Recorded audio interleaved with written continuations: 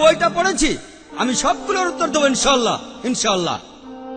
1 নম্বর point ভাই, 1 নম্বর point, এখানে 1 নম্বর point হলো যে আরবির সব ব্যাকরণ এসেছে কোরআন থেকে।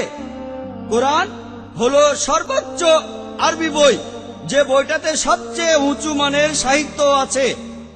আরবি ভাষার সব ব্যাকরণ এসেছে কোরআন থেকেই। কোরআন হলো ব্যাকরণের মূল গ্রন্থ, আর কোরআন যেহেতু ব্যাকরণের মূল গ্রন্থ এবং সব ব্যাকরণে এসেছে কোরআন থেকে, কোরআনে কোনো ভুল থাকতে পারে না। 1 নম্বর পয়েন্ট। 2 নম্বর পয়েন্ট, 2 নম্বর পয়েন্ট, 2 নম্বর পয়েন্ট। ব্যাপারটা এরকম যে আপনি একটা রুলার নিলেন আর সেই রুলারের গায়ে দাগ কাটা আছে, তারপর বললেন যে মাপটা ভুল হয়েছে। এটা বেশ অযৌক্তিক।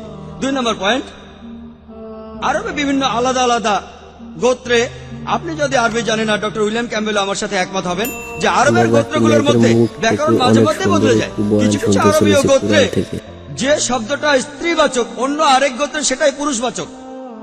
একই শব্দ, তবে গোত্রভেদে ব্যাকরণ বদল হতে থাকে। এমনকি